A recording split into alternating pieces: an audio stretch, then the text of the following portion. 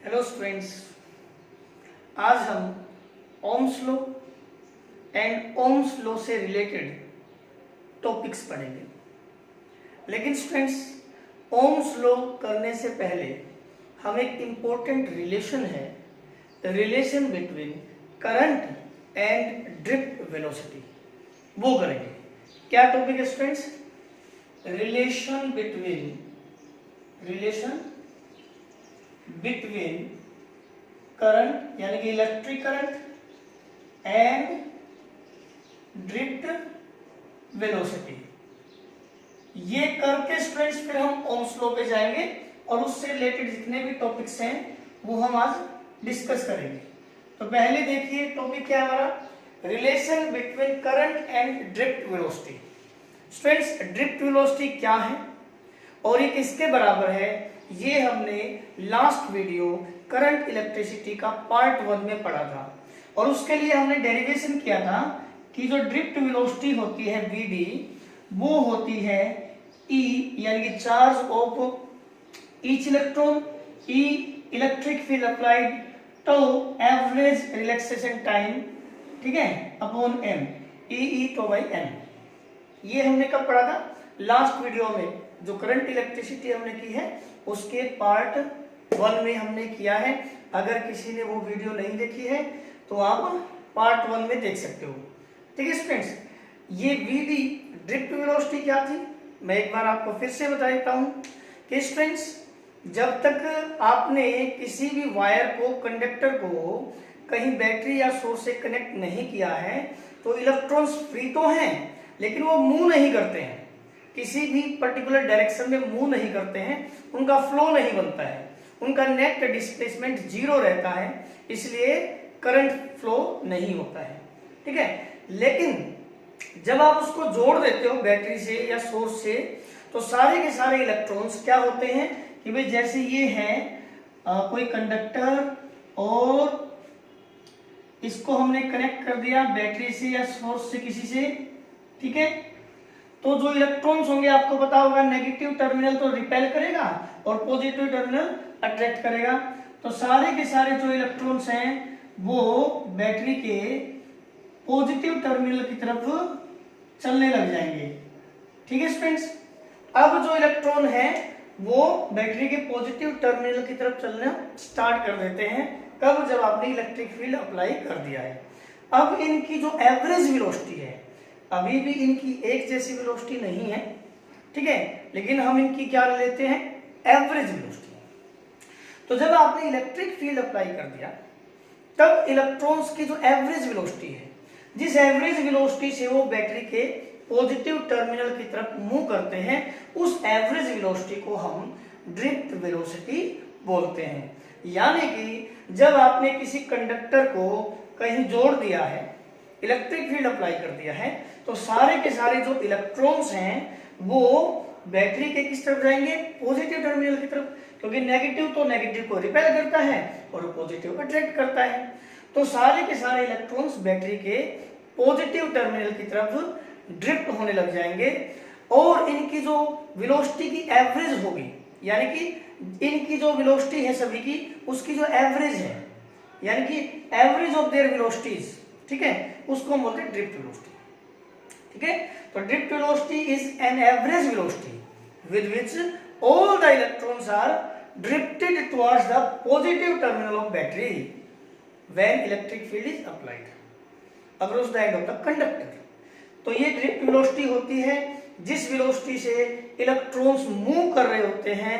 कब? जब आपने इसको इलेक्ट्रिक फील्ड अप्लाई कर रखा है तब। इसका मतलब ये मान लें आप कि जब करंट फ्लो कर रहा है, यानी कि जब आपने बैटरी से जोड़ रखा है, तो जब करंट फ्लो कर रहा है तो जो उनकी वेलोसिटी है ना वो ड्रिफ्ट वेलोसिटी है। ठीक है, तो अभी हमारा टॉपिक है कि भाई ड्रिफ्ट वेलोसिटी का करंट के साथ क्या रिलेशन है, और ड्रिफ्ट वेलोसिटी का ये हमने डेरिवेशन लास्ट वीडियो में किया था। तो देखिए आगे हमारा टॉपिक है relation between current and drift velocity. तो सपोज कीजिए स्टूडेंट्स कि ये वो कंडक्टर है, ये वो कंडक्टर है कोई जिसकी लेंथ है L और इसका एरिया ऑफ क्रॉस सेक्शन, ये वाला जो एरिया ऑफ क्रॉस सेक्शन है स्टूडेंट्स वो है A। तो मान लिया लेंथ ऑफ द वायर कितना है, लेंथ ऑफ कंडक्टर कितना माना हमने L, ठीक है students, and area of cross section जो इसका होगा वो कितना है, एरिया ऑफ क्रॉस सेक्शन है A, ठीक है। तो मैं आपसे पूछूं कि इसका वॉल्यूम कितना होगा, तो आपको पता है वॉल्यूम कितना होगा स्टूडेंट्स, वॉल्यूम ऑफ कंडक्टर होगा हमारा एरिया इनटू लेंथ यानी कि AL, ठीक है। अगर एरिया A है और L लेंथ है तो वॉल्यूम कितना होता है, एरिया इनटू लेंथ, ये जो कंडक्टर है हमारे पास। अब हमने मान लिया कि number of free electrons, number of free electrons per unit volume वो है स्टूडेंट्स स्मॉल n। ध्यान दिए स्टूडेंट्स, ये स्मॉल n है number of free electrons per unit volume, ये टोटल नंबर ऑफ इलेक्ट्रॉन्स नहीं है, ये टोटल नंबर ऑफ इलेक्ट्रॉन्स नहीं है, इसमें जो इलेक्ट्रॉन्स हैं, जो फ्री इलेक्ट्रॉन्स हैं वो नहीं है, तो फिर क्या है, ये है यूनिट वॉल्यूम में जो इलेक्ट्रॉन्स हैं। तो सपोज कीजिए ये कोई वायर है हमारे पास और इसका वॉल्यूम है 10 सेंटीमीटर क्यूब, मान लिया ये वॉल्यूम है, ठीक है।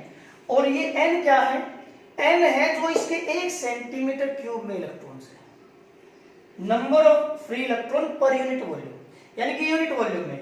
यानी कि मैं आपसे कहूं कि भाई 1 सेंटीमीटर क्यूब में अगर इलेक्ट्रॉन है 5 या 50 या 500, ये कितने में है, 1 सेंटीमीटर क्यूब में, तो टोटल जो वॉल्यूम है 10 सेंटीमीटर क्यूब, उसमें कितने फ्री इलेक्ट्रॉन होंगे, तो आप करोगे टोटल इलेक्ट्रॉन्स, भाई 1 सेंटीमीटर क्यूब में अगर 500 हैं तो फिर 10 सेंटीमीटर क्यूब में इंटू 10 करोगे, ठीक है।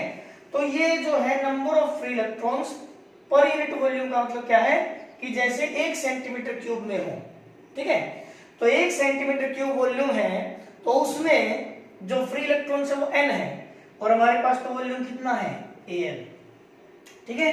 तो देखिए हम आपको बता रहे हैं कि वो यूनिट वॉल्यूम में जो इलेक्ट्रॉन्स हैं वो n है, तो Al वॉल्यूम में कितने इलेक्ट्रॉन्स होंगे, therefore total number of free electrons, जो हमारे फ्री इलेक्ट्रॉन्स है कितने होंगे, जैसे कि 1 सेंटीमीटर में n है, ठीक है, Al सेंटीमीटर क्यूब में कितने होंगे, n इंटू Al, ठीक है। 1 सेंटीमीटर क्यूब में अगर n इलेक्ट्रॉन्स हैं तो Al सेंटीमीटर क्यूब में, जैसे कि 1 सेंटीमीटर क्यूब में n है तो 2 सेंटीमीटर क्यूब में n इंटू 2, 3 सेंटीमीटर क्यूब में n इंटू 3, 4 सेंटीमीटर क्यूब में n इंटू 4, ठीक है। तो ऐसे Al सेंटीमीटर क्यूब यानी कि टोटल वॉल्यूम ये है कंडक्टर का, तो फिर कितने आ गए total number of electron, NaL। Okay students, तो एक बार फिर से सुनिए, आपको क्या बताया हमने, हमने बताया है कि ये कंडक्टर है, ठीक है, जिसकी लेंथ कितनी है L और इसका जो एरिया ऑफ क्रॉस सेक्शन है वो कितना है A, ठीक है।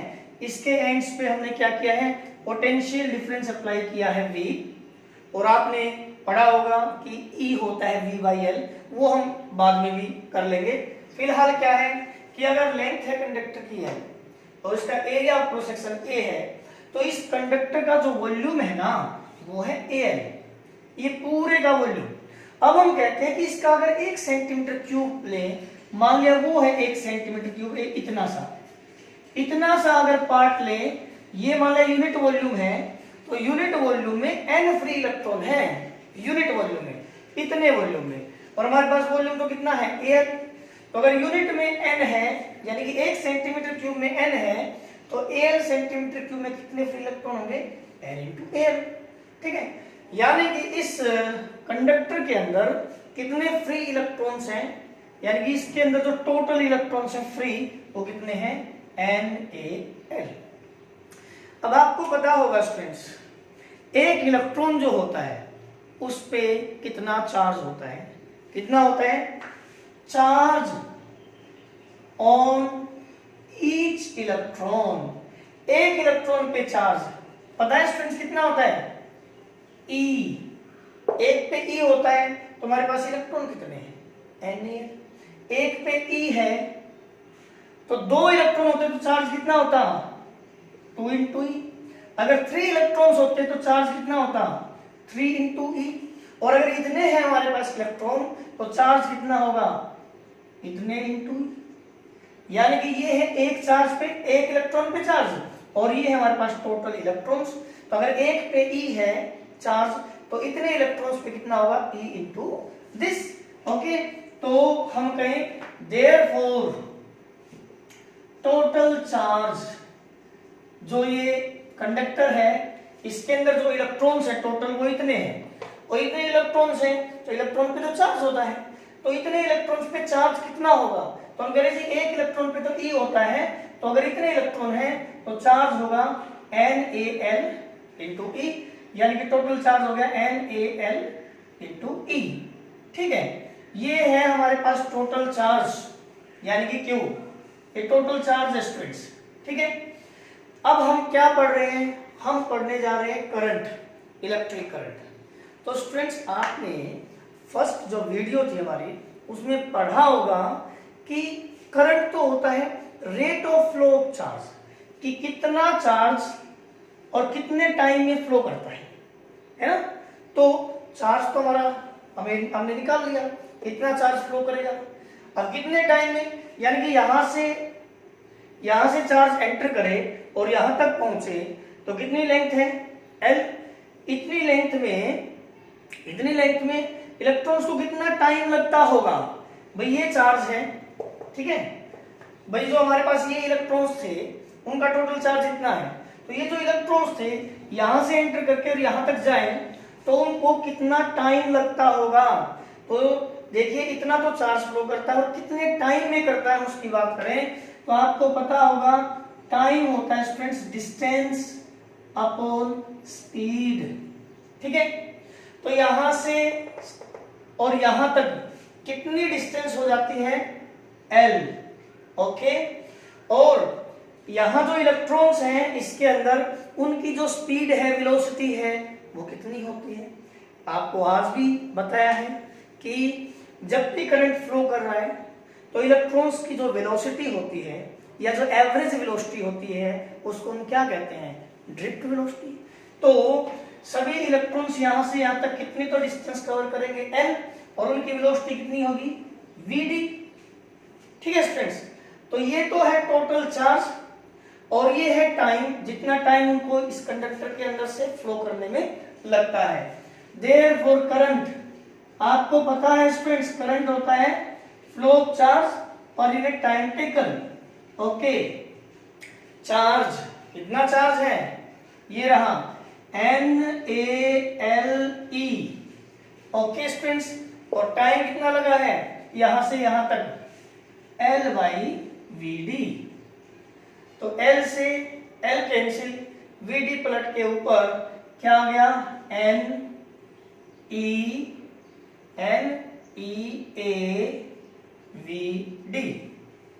ठीक है स्टूडेंट्स, तो यहां रिलेशन आ गया कि जो करंट होता है और ड्रिफ्ट वेलोसिटी में क्या रिलेशन है कि करंट है जी NeAVd के बराबर। ठीक है, ये मैग्नीट्यूड है स्टूडेंट्स करंट की। ठीक है, तो relation between current and drift velocity क्या है, I = NeAVd। करंट और ड्रिफ्ट वेलोसिटी में रिलेशन है स्टूडेंट्स, एग्जाम में 2 मार्क्स में पूछते हैं, बहुत बार आता है, तो इसको आप इंपॉर्टेंट मान के और इस टॉपिक को करना। बस हमें इसमें ज्यादा करना नहीं है, पहले तो ये देख लेने की टोटल इलेक्ट्रॉन कितने हैं, और क्योंकि एक इलेक्ट्रॉन पे चार्ज E है तो टोटल चार्ज कितना होगा। ठीक है, तो हमने कहा जी लेंथ अगर L है, एरिया अगर A है तो वॉल्यूम AL होगा। तो अगर यूनिट वॉल्यूम में N इलेक्ट्रॉन होंगे तो AL वॉल्यूम में कितने टोटल इलेक्ट्रॉन होंगे, ये हमने टोटल इलेक्ट्रॉन्स निकाल लिए NaL, और एक इलेक्ट्रॉन पे चार्ज अगर E है तो टोटल चार्ज हो गया NaLe।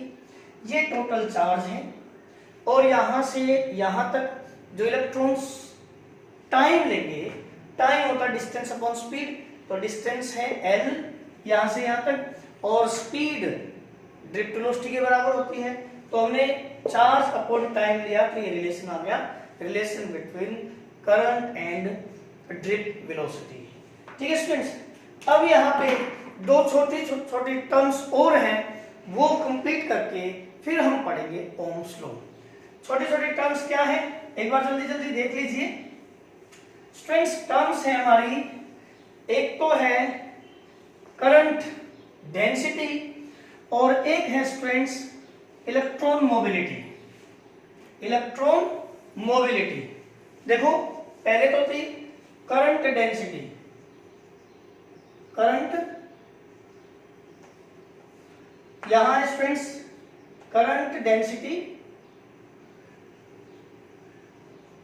करंट डेंसिटी और इसको J से डिनोट किया जाता है करंट डेंसिटी, और ये vector quantity students. Current density क्या है, ये है current per unit area, it is defined as the current per unit area. देखो करंट अभी हमने निकाला कितना, NEAVD, ये करंट है स्टूडेंट्स, ठीक है, पर यूनिट एरिया। ठीक है, तो अगर आपसे कहे कि भाई करंट डेंसिटी स्केलर क्वांटिटी है या वेक्टर क्वांटिटी है, तो ये तो डेफिनेशन है करंट पर यूनिट एरिया। ठीक है, ये है, और ये एक वेक्टर क्वांटिटी है जे, कितना है स्टूडेंट्स, देखिए ए से ए कैंसिल, NEVD, और VD की अगर आप वैल्यू रखते हो यहां से तो ये रही, आप ये वैल्यू भी रख सकते हो। तो जो करंट डेंसिटी है क्या है, E मतलब NE, और ड्रिफ्ट वेलोसिटी की वैल्यू हम यहां से रख सकते हैं, क्या है, E/m। ठीक है, तो ये आ जाती है NE² E/m, ये करंट डेंसिटी है students. It is a vector quantity, it is a vector quantity, ध्यान रखिए स्टूडेंट्स, वेक्टर क्वांटिटी है ये। ठीक है, वेक्टर क्वांटिटी। एक छोटी सी टर्म और है, और वो है इलेक्ट्रॉन मोबिलिटी, वो और देख ले, फिर हम ओम्स लॉ करेंगे।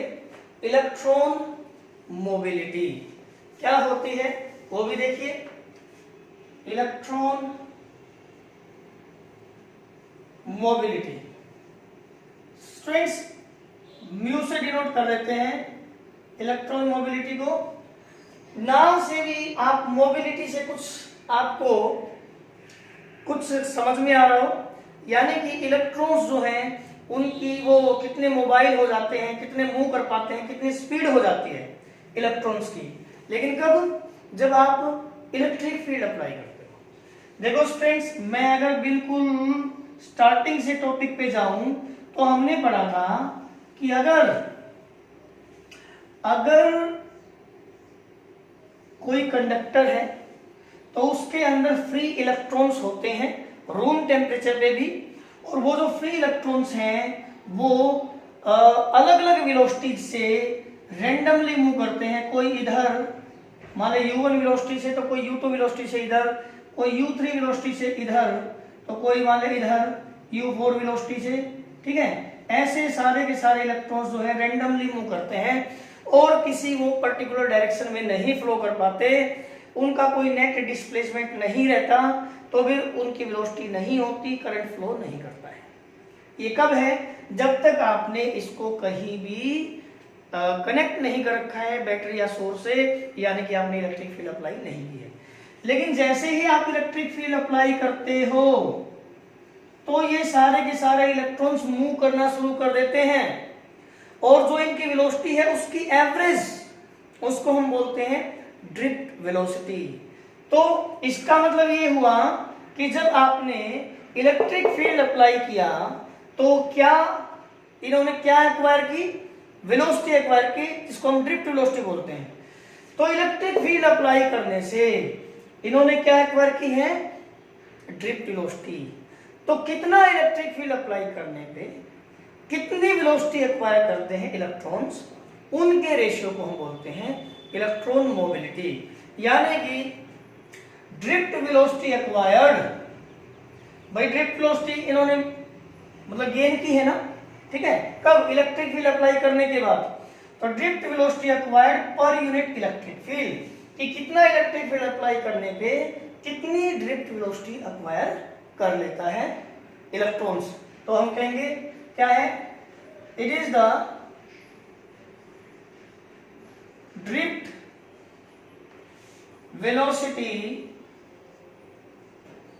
acquired per unit electric field. तो स्टूडेंट्स ध्यान दीजिए, इलेक्ट्रॉन मोबिलिटी को म्यू से डिनोट करते हैं कि हम कितने इलेक्ट्रिक फील्ड अप्लाई करने पे इलेक्ट्रॉन्स कितनी ड्रिफ्ट वेलोसिटी एक्वायर कर लेते हैं।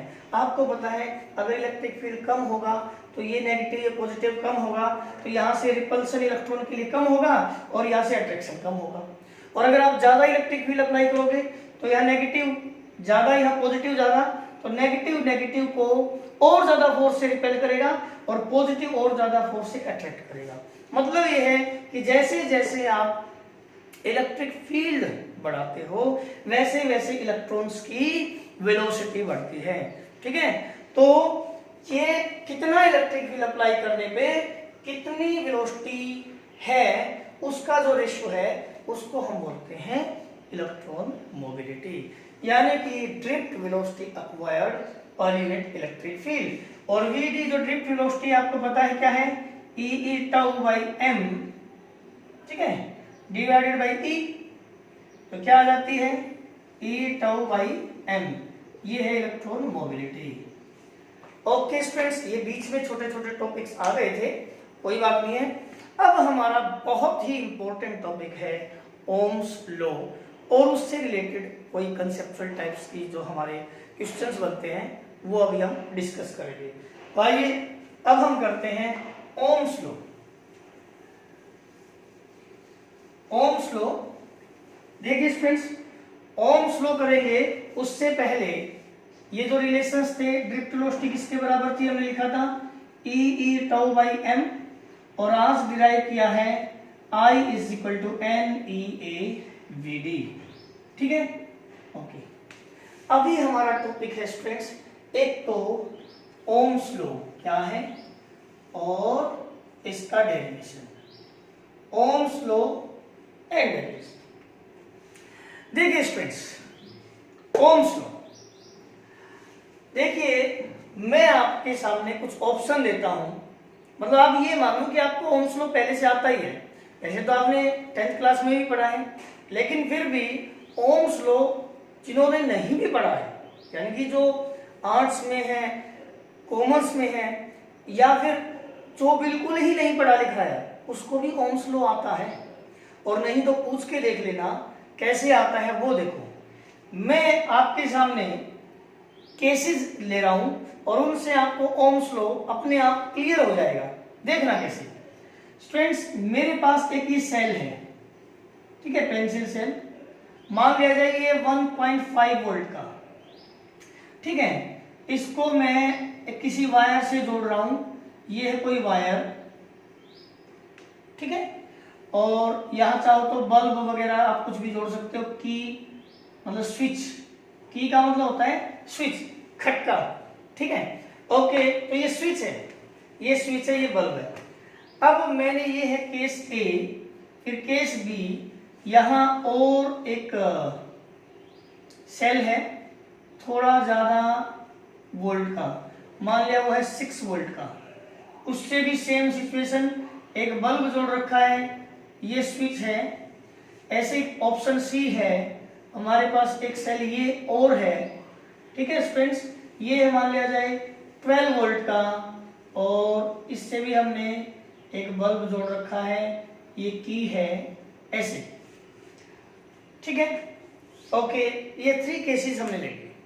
पहला क्वेश्चन में कि स्टूडेंट्स यहां कितना पोटेंशियल डिफरेंस अप्लाई कर रखा है हमने, 1.5 वोल्ट, और यहाँ पोटेंशियल डिफरेंस देखो, ये जो वायर है ना हमारा, इसके एंड्स, एक एंड ये है और एक एंड ये है, इसके एंड्स पे आपने 1.5 वोल्ट अप्लाई किया है, और ये जो वायर है इसके एंड्स पे यहाँ पे 6 वोल्ट अप्लाई किया है पोटेंशियल डिफरेंस, और ये जो वायर है इसके एंड्स पे आपने 12 वोल्ट पोटेंशियल डिफरेंस अप्लाई किया है। ठीक है, पोटेंशियल डिफरेंस हमने अप्लाई किया है ना, क्या किया है, V अप्लाई किया है। अब क्वेश्चन है मेरा, और वही आपका ओम्स लॉ भी है। मेरा क्वेश्चन है कि बताइए आपके हिसाब से करंट यहां केस A में ज्यादा फ्लो करेगा करंट, या केस B में ज्यादा फ्लो करेगा, ठीक है, करंट, या फिर केस C में करंट ज्यादा फ्लो करेगा। करंट केस A में ज्यादा फ्लो करेगा जिसमें आपने 1.5 वोल्ट का सेल जोड़ा है, यानी कि 1.5 वोल्ट पोटेंशियल डिफरेंस अप्लाई किया है, या B में जहां आपने 6 वोल्ट का सेल जोड़ा है यानी कि 6 वोल्ट पोटेंशियल डिफरेंस अप्लाई किया है, या फिर यहाँ पे जहां आपने 12 वोल्ट का सेल जोड़ा है यानी कि 12 वोल्ट पोटेंशियल डिफरेंस अप्लाई किया है। तो आप सभी का आंसर क्या होगा कि sir option C, option C जो है इसमें करंट की वैल्यू ज्यादा होगी, है ना। सभी को पता है कि यहाँ करंट की वैल्यू ज्यादा होगी। इसका मतलब हमने ये देखा कि यहाँ करंट की वैल्यू ज्यादा है, क्यों, क्योंकि हमने यहाँ पोटेंशियल डिफरेंस ज्यादा अप्लाई किया है, ठीक है ना।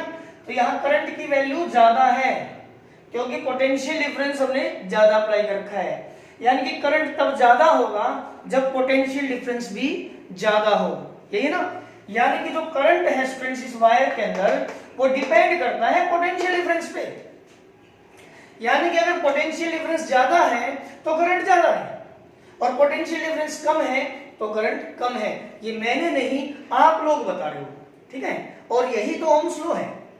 ओम्स लॉ यही है कि आपने देख लिया कि इस यहाँ पोटेंशियल डिफरेंस कम अप्लाई कर रखा है, या इसलिए यहाँ कम करंट है, और यहाँ थोड़ा ज्यादा अप्लाई कर रखा है तो उसके कंपैरिजन में ज्यादा करंट होगा, और यहाँ और ज्यादा पोटेंशियल डिफरेंस अप्लाई कर रखा है तो यहाँ करंट और भी ज्यादा होगा।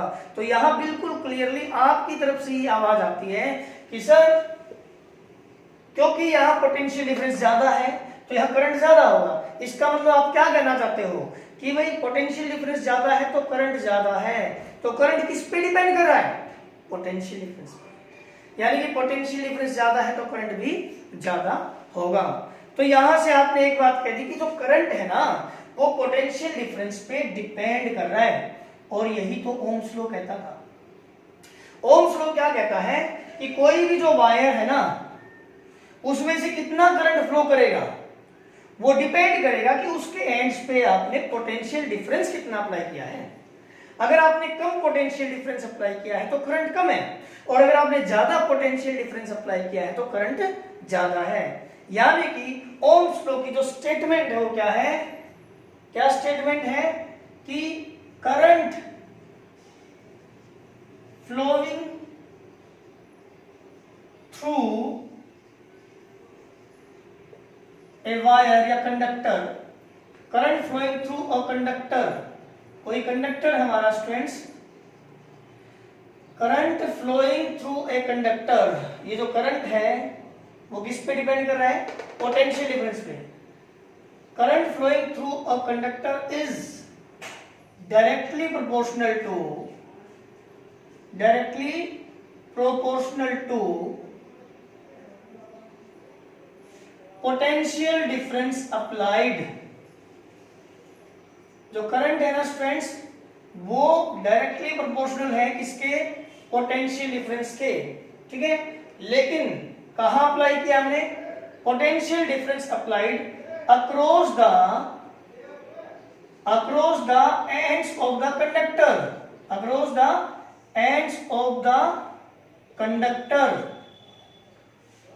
ठीक है। तो आप एक बात देखिए, यहाँ पे हमने क्या बताया है कि किसी भी वायर के अंदर से जो करंट फ्लो करेगा वो डिपेंड करेगा कि उस वायर के एंड पे, जैसे यहाँ वायर के एंड पे 1.5 वोल्ट अप्लाई किया है या 6 वोल्ट अप्लाई किया है या 12 वोल्ट अप्लाई किया है, तो वायर के एंड पे पोटेंशियल डिफरेंस कितना अप्लाई करते हैं उस पे डिपेंड करेगा करंट।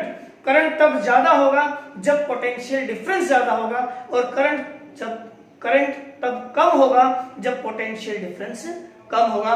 तो current flowing through a wire is directly proportional to, current flowing through a conductor is directly proportional to potential difference applied across the ends of the conductor. लेकिन students यहाँ थोड़ी सी conditions भी होती है, ये I depend तो करता है वहीं पे, ठीक है, लेकिन कंडीशन क्या है, provided physical conditions remains same, provided physical जो सिचुएशंस हैं, फिजिकल कंडीशन रिमेन्स सेम। तो ध्यान से सुने, ये फिजिकल कंडीशन से हमारा क्या मतलब है, प्रेशर, टेम्परेचर एक्सेट्रा। क्या होता है स्टूडेंट कि अगर एक ही टेम्परेचर पे मान लिया जाए, ये हमने देखा 1.5 वोल्ट सेल जोड़ के 1.5 वोल्ट का करंट नोट करके देखा एमीटर से, और ये हमने किया है 30 डिग्री सेल्सियस पे, तो फिर 30 डिग्री पे ही ये करके देखो और 30 डिग्री पे ही ये करके देखो। ऐसा ना हो कि आपने यहाँ 30 डिग्री पे करंट मेजर करके देखा है और यहाँ 80 डिग्री पे देखा है, तो फिर हो सकता है कि ये लॉ अप्लीकेबल ना रहे। इसने कहा है कि करंट डिपेंड करेगा पोटेंशियल डिफरेंस पे, लेकिन सारी कंडीशन सेम रहे, यानी कि अगर फिजिकल कंडीशन सेम रहेगी, जो टेम्परेचर या प्रेशर यहाँ था अगर उतना ही टेम्परेचर और प्रेशर यहाँ होगा, तो फिर वहां करंट ज्यादा होगा जहां पोटेंशियल डिफरेंस ज्यादा होगा। तो फिर आप ये कहोगे कि सर क्या टेम्परेचर और प्रेशर का फर्क पड़ता है करंट पे, क्या इफेक्ट डालता है? तो हम कहेंगे यस, इफेक्ट डालता है स्टूडेंट्स। टेम्परेचर बढ़ने से रेजिस्टेंस बढ़ जाता है, करंट कम हो जाता है। रेजिस्टेंस मतलब करंट के फ्लो का अपोज, ये हम आगे अभी पढ़ने ही वाले हैं, ठीक है स्टूडेंट्स। तो अभी जो आपको बताया गया है वो इतना बताया गया है कि अगर एक्सटर्नल जो कंडीशंस हैं, फिजिकल कंडीशंस हैं, टेम्परेचर, प्रेशर वो सेम रहे, यानी कि 30 डिग्री पे ही मैं ये कनेक्ट करता हूं, 30 डिग्री पे ही ये कनेक्ट करता हूं, तो फिर जहां ज्यादा पोटेंशियल डिफरेंस अप्लाई कर रखी है वहां करंट ज्यादा होगा, और कम पोटेंशियल डिफरेंस अप्लाई कर रखा है वहां करंट कम होगा। हाँ, अगर आप ये 30 डिग्री पे ले लो, ये 80 डिग्री पे ले लो, तो फिर वेरिएशन आ सकती है, क्योंकि 80 डिग्री का मतलब क्या होता है, टेम्परेचर ज्यादा। टेम्परेचर ज्यादा होगा तो रेजिस्टेंस ज्यादा होता है, वो करंट को कम कर देता है, तो यहाँ करंट कम हो जाएगा। फिर आप कहोगे कि सर यहाँ पोटेंशियल डिफरेंस तो आपने ज्यादा अप्लाई कर रखा है, लेकिन करंट तो इसमें इतना नहीं बढ़ा, फिर तो ओम्स लॉ गलत हो गया। तो ये हम पहले कहते हैं कि ये कंडीशन अप्लाई है भाई, अगर ये कंडीशन रहेगी तो पोटेंशियल डिफरेंस बढ़ने से करंट बढ़ेगा, ठीक है, ओके। तो ये हमने पढ़ा है ओम्स लॉ कि I is proportional to V, यानी कि करंट जो है V पे डिपेंड करता है, ठीक है। तो V is proportional to I और V is equal to R I, where R क्या होता है स्टूडेंट्स, इलेक्ट्रिकल रेजिस्टेंस, और आपको पता है जो रेजिस्टेंस होता है वो क्या काम करता है, रेजिस्टेंस क्या काम करता है, अपोज करता है करंट के फ्लो का। इसके बारे में हम अलग से पढ़ेंगे अगली वीडियो में, अभी तो हम ओम्स लॉ पढ़ रहे हैं, ठीक है। Where R is resistance of a conductor, कि वो करंट के फ्लो का कितना अपोज करता है, वो रेजिस्टेंस है। इसको हम डिटेल में रेजिस्टेंस, रेजिस्टिविटी डिटेल में नेक्स्ट वीडियो में पढ़ेंगे। अभी तो क्योंकि हमने ओम्स लॉ स्टार्ट कर लिया है तो इसका डेरिवेशन कर रहे हैं, ठीक है। तो अभी हमने क्या पढ़ा, ओम्स लॉ, तो क्या बताता है, current flowing through a wire, एक वायर के अंदर से कितना करंट फ्लो करेगा, वो डिपेंड करेगा कि हमने इसके एंड पे पोटेंशियल डिफरेंस कितना करेगा। अगर हमने ज्यादा वोल्टेज जोड़ी है, ज्यादा पोटेंशियल डिफरेंस कनेक्ट किया है, ठीक है, तो फिर करंट ज्यादा होगा, और अगर आपने पोटेंशियल डिफरेंस जो अप्लाई किया हो कम किया है तो करंट भी कम होगा।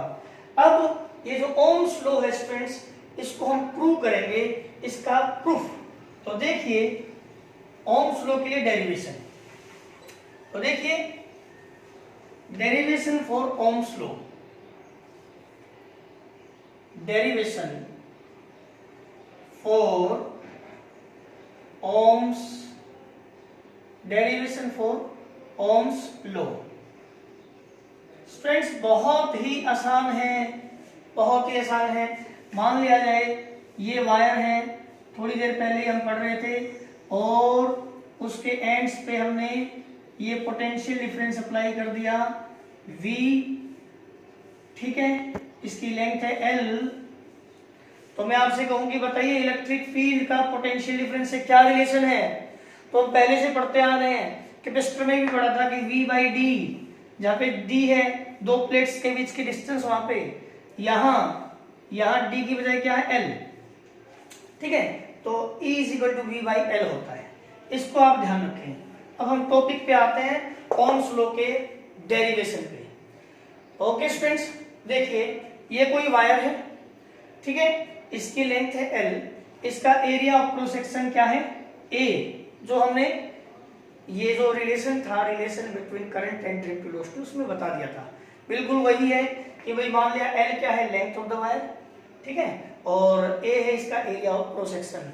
तो हमें क्या पता है, देयरफॉर वी नो, हमें क्या पता है स्टूडेंट्स, I किसके बराबर होता है, NEAVD। करंट और ड्रिफ्ट वेलोसिटी में रिलेशन ये हमने आज ही पढ़ा है। तो कितना होता है, current is equal to NEAVD, जहां पे VD क्या है, ड्रिफ्ट वेलोसिटी, और ड्रिफ्ट वेलोसिटी कितनी होती है ये हमने पहले से लिख रखी है, और करंट कितना है NEAVD। VD की जगह हम क्या लिख रहे हैं, VD की जगह हमने लिख लिया E टाउ बाई M, ठीक है students, E tau by M। तो करंट कितना आ गया, N E और E स्क्वायर, ठीक है, और क्या है N E और E स्क्वायर A तो M, और ये जो E बचा है इसकी जगह हमने क्या लिख लिया स्टूडेंट्स, E की जगह लिख लिया V बाई L। एक बार फिर से देखो, करंट क्या होता है NEAVD, VD क्या है ड्रिफ्ट वेलोसिटी, ड्रिफ्ट वेलोसिटी की हमने यहाँ वैल्यू पुट कर दी, ठीक है, जिसमें आ गया E tau by M।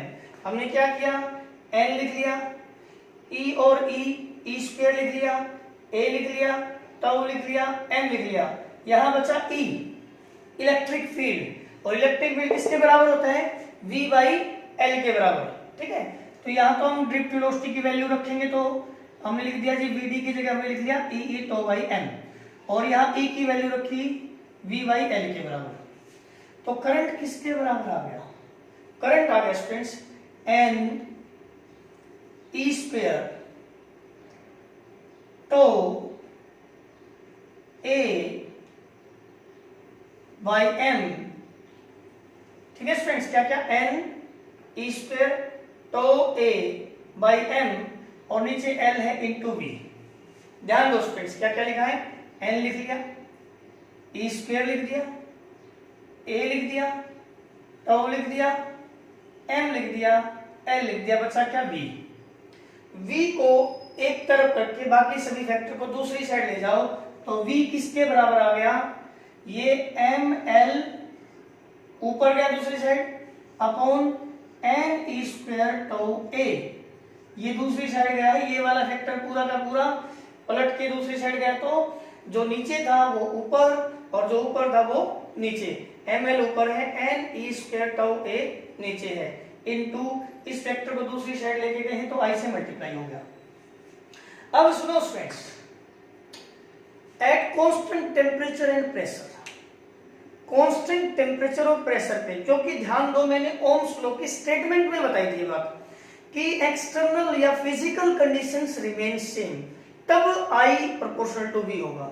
I proportional to V सिर्फ तब होगा जब फिजिकल कंडीशंस रिमेन सेम। तो अब हम क्या करें कि अगर फिजिकल कंडीशंस सेम रहती है तो मास m क्या है, मास ऑफ ईच इलेक्ट्रॉन, ये चेंज नहीं होता, चाहे टेम्परेचर, मतलब टेम्परेचर अगर नहीं, ये मास तो चाहे टेम्परेचर बदले चाहे ना बदले, मास पे तो कोई फर्क नहीं है, लेकिन हमने क्या करके टेम्परेचर और प्रेशर चेंज नहीं होना। तो अगर टेम्परेचर प्रेशर चेंज नहीं होगा तो ना तो लेंथ चेंज होगी, मास तो वैसे भी नहीं होता, ना तो लेंथ चेंज होगी, ये है number of free electron per unit volume. Temperature नहीं चेंज होगा तो ये भी चेंज नहीं होते हैं। ये कब चेंज होंगे, जब आप टेम्परेचर बढ़ा दोगे तो इलेक्ट्रॉन्स और फ्री हो जाते हैं, ठीक है। तो सेम टेम्परेचर पे ये भी चेंज नहीं होगा, ये है charge of each electron, same temperature पे चार्ज पे कोई फर्क नहीं पड़ता। ये है रिलैक्सेशन टाइम, इस पे भी अगर टेम्परेचर चेंज नहीं होगा तो इस पे भी कोई चेंज नहीं आता है, कोई ऐसा नहीं है। और ए है area of cross section of the wire. मतलब क्या है कि स्टूडेंट्स अगर टेम्परेचर प्रेशर चेंज नहीं होता है तो ये जो वेक्टर है ना पूरा का पूरा वो चेंज नहीं होता है, कांस्टेंट रहता है। तो ये क्योंकि कांस्टेंट है इसको हम r के बराबर लिख लेते हैं m l upon n e square to a, ठीक है। ये एक कांस्टेंट वैल्यू है स्टूडेंट्स। तो v is equal to R I, जहां पे r क्या है कांस्टेंट वैल्यू, ठीक है। तो यहां से हमारे पास क्या आ गया ओम्स लॉ, वेयर r इसके बराबर है, where r is equal to ml upon n e square to a। ये एक कांस्टेंट वैल्यू है जिसको हम फिर से क्या बोलेंगे, रेजिस्टेंस ऑफ अ वायर, ठीक है। ये किसी वायर का या कंडक्टर का क्या है रेजिस्टेंस है, ठीक है स्टूडेंट्स। तो आप यहां तक जो है ओम्स लॉ और उसका डेरिवेशन यहां तक आप टॉपिक को अच्छे से पढ़िए। अगले टॉपिक में अगले लेक्चर में हम रेजिस्टेंस, रेजिस्टिविटी और इन पे बेस्ड न्यूमेरिकल्स करेंगे, ठीक है। तो आप ये क्या था, relation between current and drift velocity या ड्रिफ्ट वेलोसिटी की वैल्यू रखी e टू बाई r, फिर हमने e की वैल्यू रख ली v बाई l। फिर क्या किया, v को एक तरफ रख के बाकी सारे फैक्टर को एक साथ लिख लो, तो i is equal to this into v, या v को अलग कर लो बाकी सारे फैक्टर को इकट्ठा लिख लो। फिर v को एक तरफ करके दूसरी साइड ले जाओ, तो ये जो फैक्टर है ना वो कांस्टेंट है गिवन टेंपरेचर में, बस डेरिवेशन हो गया।